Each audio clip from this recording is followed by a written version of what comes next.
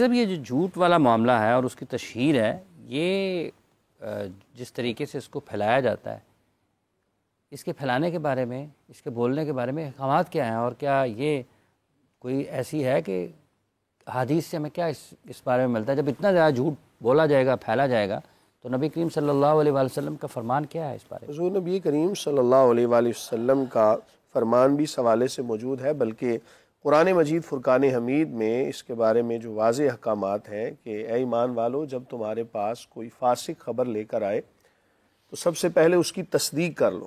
اب اس سے پتہ چلتا ہے کہ کوئی بھی خبر جب آگے پھیلائی جائے، جب آگے بھیجی جائے، اگر تو آپ کو اس کے بارے میں وثوق ہے پھر تو آپ اس کو آگے بھیج سکتے ہیں، اور اگر آپ کو وثوق نہیں تو پھر آپ اس خبر کو، چاہے وہ چھوٹی ہو یا بڑی، چاہے اس کا تعلق دین کے ساتھ ہو، چاہے اس کا تعلق دنیا کے ساتھ ہو، چاہے اس کا تعلق ملکی معاملات کے ساتھ ہو یا کوئی بھی ہو، تو اس کو سب سے پہلے آپ اس کے بارے میں تحقیق کریں۔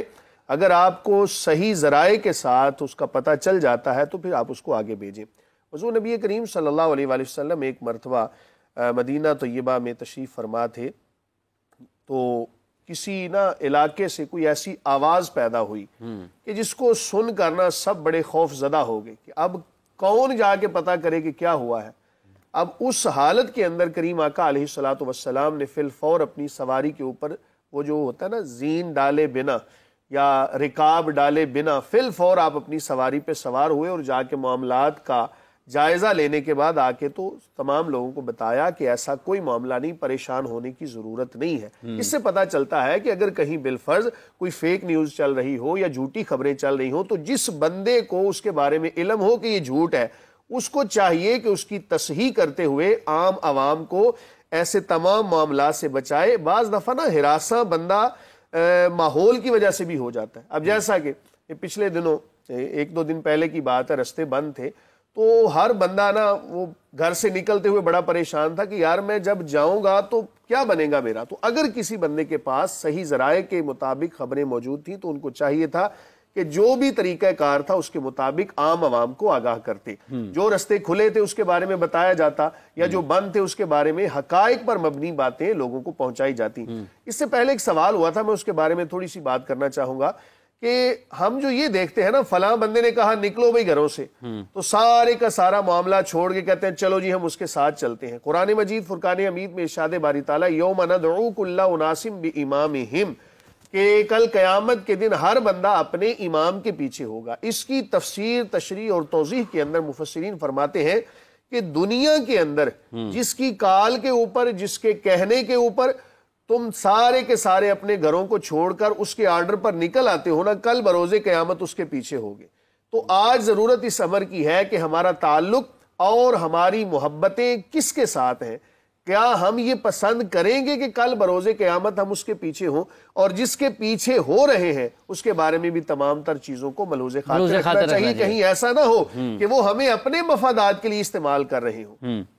اچھا مفتی صاحب، جیسے ابھی قرآن کریم کی آیت مبارکہ تلاوت فرمائی ہے مفتی صاحب نے، لیکن اگر فرض کر لیں کوئی ایک شخص ہے اور لوگ اس کے پیچھے لگ رہے ہیں تو ان کے خیال میں تو وہ ٹھیک ہیں، تو پیمانہ کیا ہے پھر شریعت میں کسی کو جانچنے کا کہ اگر آپ نے کسی کی اتباع کرنی ہے، اطاعت کرنی ہے، کسی کا حکم ماننا ہے؟ سب سے پہلی بات تو یہ ہے کہ ہمیں اس حوالے سے قرآن و سنت کا مکمل علم ہونا ضروری ہے صحیح، اور ہمیں اس بات کا علم ہونا چاہیے کہ کون سی چیز جو ہے وہ ہمارے مفاد میں ہے۔ جس طرح کہ آپ نے حقوق و فرائض کی بات کی ہے کہ کون سی چیز ایسی ہے کہ جو ہمارے مفاد میں ہے، اور اس مفاد کے اندر بھی اس بات کو پیش نظر رکھا جائے گا آیا کہ یہ مفاد جو ہے وہ جائز ہے کہ یا ناجائز ہے۔ جس طرح کے لوگ جو ہیں وہ اپنے حقوق کے لیے آواز اٹھاتے ہیں، حقوق کے لیے آواز وہاں پر اٹھائی جاتی ہے جہاں پر ان کے حقوق جو ہیں وہ ادا نہ کیے جاتے ہوں، اسٹیٹ جو ہے وہ اپنے فرائض جو ہیں ان میں کمی اور کوتاہی کرتی ہو، تو وہاں پر لوگ جو ہیں اپنے حقوق کی ادائیگی کے لیے جو دینی طریقہ کار یہ ہے وہ یہ ہے کہ آپ قانون کا سہارا لیں، آپ عدالت سے رجوع کریں۔ لیکن وہاں پر بھی اگر آپ کی رائے کے اوپر یا آپ کی بات کے اوپر عمل نہیں ہو رہا تو پھر آپ اس کا احتجاج کا طریقہ کار یہ ہے کہ آپ پرامن طریقے کے ساتھ وہ احتجاج کا راستہ جو ہے وہ اختیار کر سکتے ہیں، لیکن اس پرامن طریقے میں آپ کو وائیولیشن کرنے کی اجازت نہیں ہے، دوسروں کی املاک کو نقصان پہنچانے کی اجازت نہیں ہے، توڑ پھوڑ کرنے کی شریعت مطہرہ کے اندر اجازت نہیں ہے۔ آپ کا مقصد کیا ہے؟ آپ نے اپنی آواز کو دوسروں تک پہنچانا ہے، وما علیہ الا البلاغ المبین۔ اب اس کے اوپر اس کے ثمرات اور اس کے فوائد اور اس کے نتائج دینے والی ذات اللہ پاک کی ذات بابرکات۔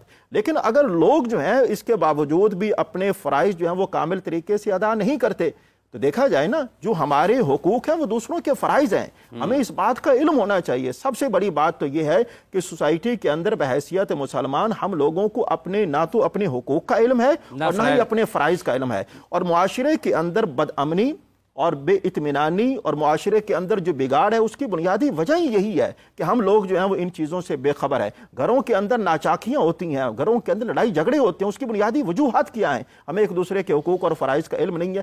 ہم اپنے حقوق کے حوالے سے تو آواز اٹھاتے ہیں لیکن اپنے فرائض ہم ادا نہیں کرتے۔ یہاں پر حافظ صاحب، یہاں پر میں ایک بات عرض کر، ہم اپنے فرائض کیوں نہیں ادا کرتے؟ اس کی بنیادی ریزن کیا ہے؟ اس کی بنیادی ریزن یہ ہے ہم اپنے آپ کو خود کو قانون سے بالا تر سمجھتے ہیں۔ سیکنڈ نمبر پہ ہم خود غرضی اور مفاد پرستی کا شکار ہوتے ہیں۔ جہاں پر ہم لوگ احترام قانون اس کی پاسداری نہیں کریں گے، جہاں پر ہمارے مفادات کا تحفظ آ جائے گا، پھر وہاں پر یہ انارکی اور فساد کا پھیلنا جو ہے وہ یقینی ہے، اور معاشرہ جو ہے وہ اطمینان اور سکون کی کیفیات سے کبھی بھی وہ سکون جو ہے وہ نہیں پا سکتا۔ یہ اصلاح کا طریقہ کار ہے۔ اصلاح کا طریقہ کار یہ ہے کہ آپ اپنے حقوق کو ادا کریں اور جو دوسرے لوگ ہیں وہ اپنے فرائض کو ادا کریں۔ جہاں پر دیکھیں اسٹیٹ کی یہ ذمہ داری ہے کہ لوگوں کا جان مال اور ان کی عزت کا تحفظ یقینی بنانا، اور اگر وہ اس حوالے سے وہ نہیں بنا رہی تو اس کی اپنی ذمہ داری ہے، کمی کوتاہی ہے۔ اور میں تو یہ کہوں گا، بڑی ذمہ داری سے یہ بات کہوں گا، ہمارے پاس جو منصب ہے وہ اللہ کی امانت ہے، اگر ہم اس کو آسان طریقے سے ادا نہیں کر سکتے ہمیں اپنے منصب سے عہدہ برآ ہو جانا چاہیے۔ آگے ڈاکٹر صاحب، جب ہم یہ بات کر رہے ہیں اس وقت کی ملک کی سیاسی صورتحال کی، تو اس نظام حکومت میں جس میں اس وقت ہم ہیں، آپ کو لگتا ہے کہ کوئی سیاسی استحکام کی طرف بڑھ سکتا ہے ملک، اور کچھ یہ جو انتشار ہے اس میں کچھ آنے والے دنوں میں کمی آ سکتی ہے، کوئی قابو کر سکتی ہے حکومت؟ دیکھیں، کسی بھی ملک اور قوم کا جو آگے بڑھنا ہوتا ہے نا، اس کے لیے کچھ اہداف طے کیے جاتے ہیں۔ وہ اہداف جو ہے نا پھر لوگوں کی جو زندگی ہے نا اس کی سمت کا تعین کرتے ہیں، اور پھر وہ لوگ طے کر لیتے ہیں کہ ہم نے اس سمت کو جانا ہے۔ جو بڑا مسئلہ ہے ہمارے ملک کا وہ یہ ہے کہ ہمارے ملک کے اندر کوئی بھی ایسے جسے کہتے ہیں نا کہ ہم نے نیشنل ٹارگٹس سیٹ کیے ہوں وہ نہیں ہے، نہ تعلیم کے اندر، نہ صحت کے اندر، نہ روزگار کے حوالے سے۔ حکومت کہہ رہی ہے کہ ہمارا سب سے بڑا ہدف معیشت۔ اچھا، معیشت کے اندر بھی دیکھیں، میں اسی بات کے اوپر بات کر رہا ہوں، ہمارے اہداف طے نہیں ہیں۔ ہم کرتے کیا ہیں کہ ہم کرتے یہ ہیں کہ ہم سوچتے ہیں کہ اچھا یہ ایک مسئلہ آ گیا، اب اس مسئلے میں سے نکل گئے تو ہم کامیاب ہیں۔ کوئی ہمارے نیشنل ٹارگٹس طے نہیں ہے، 5 سال میں ہم نے یہاں جانا ہے، 10 سال میں یہاں جانا ہے، 15 سال میں یہاں جانا ہے، 20 سال میں یہاں جانا ہے، 25 سال میں ہم نے یہاں جانا ہے۔ ہمارا حفصب کوئی نیشنل ٹارگٹ نہیں ہے کسی میدان کے اندر۔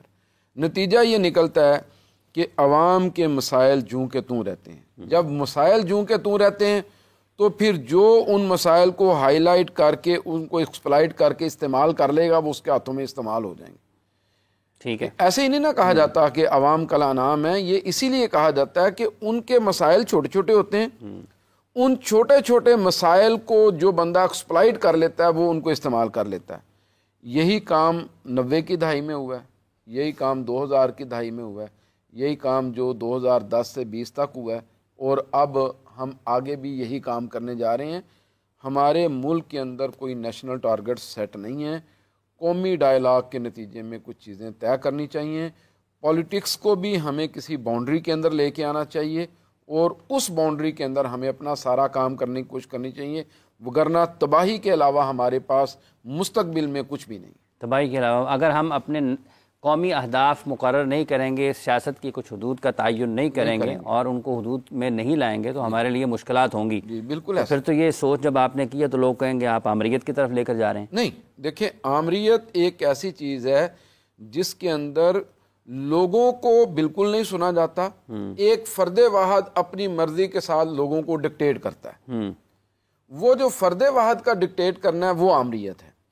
اگر جو آپ کی اسمبلی اس وقت بیٹھی ہوئی ہے، اور اچھا ویسے اس اسمبلی کی کوئی ضرورت ہے جب آپ نے سب چیزیں سڑکوں پر کرنی ہے؟ تو میں اسی لیے بات کر رہا ہوں نا جی، کہ جو ہماری اسمبلی بیٹھی ہے کسی ایک دور کے اندر ایسا ہونا چاہیے کہ لوگ یہ کہیں کہ یار چلو اب جو ہے نا 5 سال آگے 5 سال آپ کو موقع دیتے ہیں لیکن کچھ کنسنسس کے ساتھ چیزیں طے کر لیتے ہیں. 5 سال کے بعد میں یہ سمجھتا ہوں کچھ ہمارے جیسے ابھی ترقی پذیر ملک میں ایسا ہونا چاہیے کہ ایک وائٹ پیپر جاری کیا جائے حکومت کی کارکردگی پہ. یہ اہداف تھے, یہاں تک انہوں نے پہنچنا تھا, یہاں تک یہ نہیں پہنچ سکے یا یہ انہوں نے اچیو کر لیا, ان کا اچھا برا بیان کر دیا جائے اور عوام کے سامنے رکھ دیا جائے کہ بھائی یہ ہے.